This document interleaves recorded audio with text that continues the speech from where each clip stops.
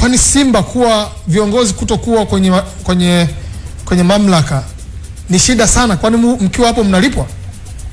Hatulipwi, ndio ajabu hiyo. Sasa kitu kikubwa ni nini? Kwa sababu mimi nakumbuka wewe ulishawahi kuwa CEO, ulishawahi kuwa mjumbe wa bodi, ukaondoka, ukarudi, lakini leo mmoja kati ya wajumbe ni Swedi Mkwabe. Wewe kuwa mwenyekiti na kaondoka na amerudi. What is so special? Shida ni nini? Na kuwa nje afya ya akili inatokana na nini? Lazima kuna kitu kinasukuma hiyo kitu. Unajua duniani hapa kuna mtu anajifikiria kwamba yeye ndiye ana akili kuliko watu wote, yeye ndiye anaweza, yeye ndiye anafanya. Ukishasikia mtu anakuwa namna hiyo, unajua ana afya ya akili. Yaani akili yake haiko sawa. Yaani wewe ukishajiona kwamba bila mimi ili jambo haliwezekani, ujue wewe akili yako haiko.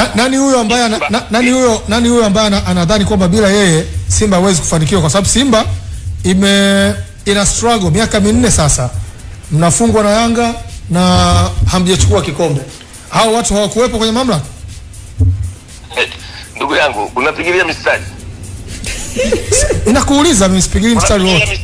Ngoja nikwambie kitu kimoja. Karibu. Ngoja niwaambie watu, labda tutawafungua akili. Hii Simba sisi wenyewe tuliikuta. Ndio. Na naomba nikwambie kitu kimoja. Very soon tutaondoka hapa. Wapi? Wewe ukiwapo kwenye nafasi yako ya kiongozi, itumikie Simba kwa 100%. Ukitoka kwenye uongozi, support uongozi uliopo kwa 100%. Kama lengo lako ni Simba, kama lengo lako ni mengine. Na wewe ulipokuwa nje ulikuwa unaisupport Simba kwa 100%? 100%, mpaka naanza kupigana na mtu. Umepigana na nani? Mpaka naanza kupigana na mtu. Okay. Kwa ajili ya Simba. Nipo kiongozi, siko kiongozi. Na mpaka wanaanza kwenye kamati na shiriki kupigana na mpaka wengine na safiri wote huko. Lakini nikikumbuka sawa sawa, viongozi walioondoka karibuni hapa na nyinyi mlioingia sasa, kwenye kazi fulani mmewahi kufanya kazi pamoja wote mkiwa kwenye mamlaka. Hizi tofauti zinazozungumzwa leo zilikuwepo? Au unashaka kwamba hao sio Simba? Yaani mimi kwanza hivi kitu kinaanza kuibuka juzi kuelekea mkutano mkuu. Ndio nimeanza kushangaa kwa sababu unajua mpaka wanachama wengine wanakuja, tunapewa habari hapa. Mwenyekiti kuna hiki, kuna hiki, kuna hiki. Sasa mimi nashangaa.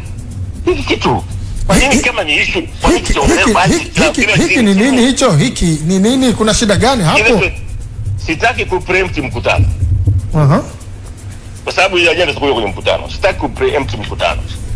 Lakini ninachosema ni kwamba ukiwa kiongozi uweze ukafanya vitu vya namna hiyo.